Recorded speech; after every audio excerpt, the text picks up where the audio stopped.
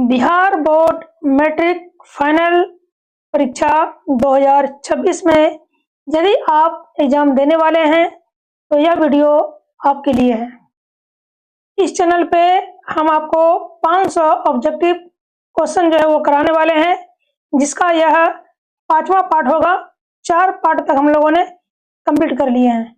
तो आइए हम पार्ट 5 को स्टार्ट करते हैं और देखते हैं कि एग्जाम में किस प्रकार के प्रश्न जो है वो पूछे जाते हैं। तो क्वेश्चन हम लोगों ने 40 तक यानी 40 तक कर चुके हैं। तो अब हम देखेंगे 41 से। तो 41 हमारा प्रश्न है कि यदि अल्फा तथा बीटा द्विघात समीकरण के मूल x² + x - 2 बराबर 0 हो तो 1/अल्फा प्लस 1/बीटा का मान होगा। तो आपके सामने जो है वो 4 ऑप्शन दिए गए हैं। तो आपको करना क्या है, पहले तो आपको अल्फा और बीटा का एलसीएम निकालना है। चलिए हम यहाँ बताते हैं कि अल्फा और बीटा का जो एलसीएम होगा वो हो जाएगा अल्फा बीटा, ठीक है। और अल्फा बीटा में अगर हम भाग देंगे अल्फा से, तो हमारा जो भागफल है वो क्या हो जाएगा, बीटा हो जाएगा। और जब अल्फा बीटा में भागा देंगे बीटा से तो अल्फा हो जाएगा। तो प्लस हम यहाँ अल्फा लिख लेंगे, ठीक है। अब देखिए अल्फा प्लस बीटा ऊपर है, नीचे है अल्फा इंटू बीटा। तो अल्फा प्लस बीटा या बीटा प्लस अल्फा सेम है। तो अल्फा प्लस बीटा को ही हम लोग क्या बोलते हैं, शून्यकों का योग, जिसका फॉर्मूला क्या होता है, -b/a।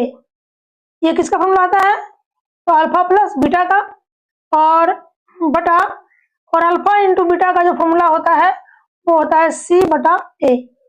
तो हम पहले यहाँ पे फॉर्मूला लिख लेते हैं।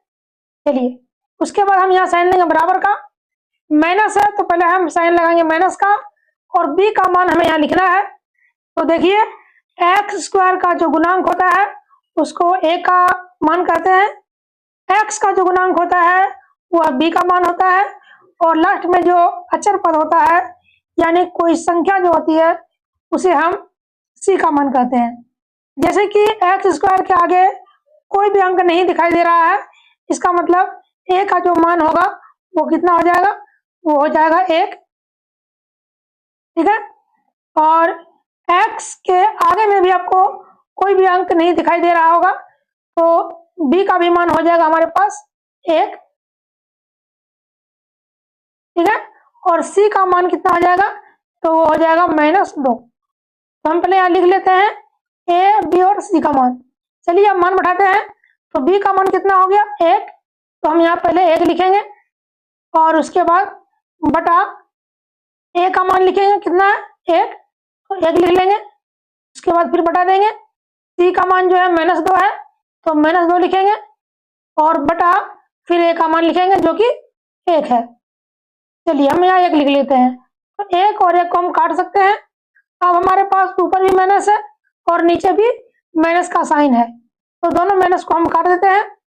तो हमारे पास क्या बचेगा, ऊपर बचेगा 1 और नीचे बचेगा सिर्फ 2, यानी 1/2 हमारा जो है इस प्रश्न का आंसर हो गया। तो ऑप्शन नंबर ए जो है हमारा राइट आंसर होगा। अब देखते हैं क्वेश्चन नंबर 42। यदि बहुपद p ऑफ x बराबर x² - 2x + 5 के शून्यक a, b हो तो a, b का मान होगा। 4 ऑप्शन तो आपके सामने है ही। तो सबसे पहले हम, जैसे कि ऊपर के प्रश्नों में हमने बताया कि a, b और c का मान आप यहाँ पे लिख लें, नहीं तो आप डायरेक्ट मान बढ़ा सकते हैं। जैसे कि यहाँ पे बोला जा रहा है a, b का मान, a, b का मतलब हो गया अल्फा इंटू बीटा, जिसका फॉर्मूला क्या होता है c/a, ठीक है। चलिए तो c का मान हमारा क्या हो जाएगा, ये हो जाएगा 5, तो हम 5 लिखेंगे, और बटा, और a का मान कितना है, तो a का मान जो है वो x² का गुणांक होगा जो कि कुछ भी नहीं है अर्थात 1 होगा। तो हम यहाँ पे 1 लिख लेंगे, कितना लिख लेंगे 1। तो 5/1 यानी कि 5 जो है वो हमारा a और b का मान हुआ, यानी क्वेश्चन नंबर ए जो है वो हमारा क्या है, तो राइट आंसर है। चलिए क्वेश्चन नंबर चलिए देखते हैं नेक्स्ट 43। तो 43 क्वेश्चन हमारा है कि दो प्रमेय संख्या के बीच कितनी प्रमेय संख्या हो सकती है। ऑप्शन आपके सामने है। पहला ऑप्शन है 1, दूसरा ऑप्शन है 2, तीसरा ऑप्शन है 3 और चौथा ऑप्शन है आपके सामने अनंत। तो दो प्रमेय संख्या के बीच 1, 2, 3 नहीं बल्कि अनंत संख्याएं होती है, या फिर अनंत को ही हम लोग अनगिनत कहते हैं। यानी हो सकता है कि अनंत की जगह पर एग्जाम में आपको यहाँ पे अनगिनत जो है वो देखने को मिल जाए। तो इसका मतलब 43 का जो राइट आंसर है वो हो जाएगा अनंत। चलिए क्वेश्चन नंबर देखते हैं 44। 44 है कि किसी बारंबारता का बहुलक होता है। पहला ऑप्शन है कम से कम बारंबारता का मान, दूसरा है मध्यतम मान, तीसरा है अधिकतम बारंबारता का मान, तो चौथा है इनमें से कोई नहीं। तो बहुलक निकालने का जो फॉर्मूला होता है वो होता है अधिकतम बारंबारता का चरमान, यानी अधिकतम वाला ही हमारा जो है बहुलक का फॉर्मूला होता है। इसलिए ऑप्शन नंबर सी जो है वो हमारा क्या होगा, राइट आंसर हो जाएगा। चलिए क्वेश्चन देखते हैं 45। यदि समानांतर चतुर्भुज की सभी भुजाएं एक वृत्त को स्पर्श करे तो वह समानांतर चतुर्भुज होगा।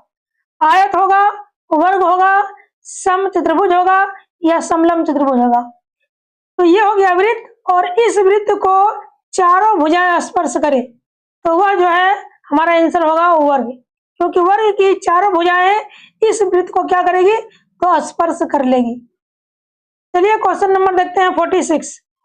बिंदु 2,3 के दूरी मूल बिंदु से होगी। आपके सामने चार ऑप्शन जो वो दिए गए हैं। तो जब भी आपके पास एक बिंदु दिया गया हो और आपको दूरी निकालना हो तो आप जो है फॉर्मूला बढ़ाइएगा x² और प्लस y² पर अंडर रूट। इससे क्या होता है, इस फॉर्मूला से आप इसका आंसर निकाल सकते हैं। जैसे कि x² यानी 2 का स्क्वायर कर देंगे तो हम यहाँ लिख लेते हैं डायरेक्ट 4। उसी प्रकार से y का स्क्वायर यानी कि 3 का स्क्वायर तो हो जाएगा 9, तो हम यहाँ लिख लेते हैं 9 और फिर हम यहाँ पे अंडर रूट देंगे तो 9 और 4 कितना हो गया 13, यानी 13 अंडर रूट हमारा क्या होगा, तो बिंदु की जो है दूरी हो जाएगी। यानी ऑप्शन नंबर सी जो है इस प्रश्न का राइट आंसर होगा। चलिए क्वेश्चन देखते हैं नेक्स्ट 47।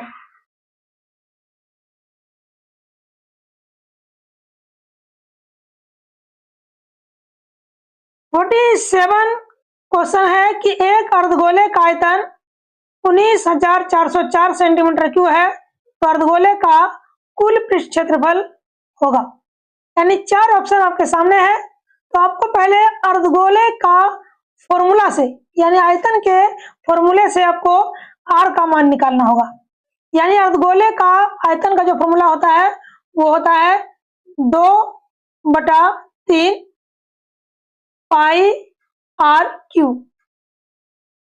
क्या होता है, ये फॉर्मूला होता है आयतन का अर्धगोले के। उसके बाद यहाँ लिखेंगे 19,404, ठीक है। उसके बाद आपको यहाँ पे पाई का मान बैठा देना है। उसके बाद इसको कैलकुलेशन कीजिएगा तो आपके पास जो r का मान निकलेगा वो निकलेगा 21, यानी 21 निकलने के बाद आप निकालिएगा अर्धगोले का कुल पृष्ठ क्षेत्रफल। तो अर्धगोले का कुल पृष्ठ क्षेत्रफल होता है 3 पाई r², और यदि वक्र पृष्ठ का क्षेत्रफल पूछ दिया जाए तो 2 पाई r² होगा।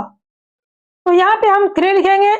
उसके बाद पाई का जो मान है कितना, तो 22/7 लिखेंगे, और उसके बाद r का मान कितना बढ़ाएंगे 21, तो 21 गुने 21, ठीक है।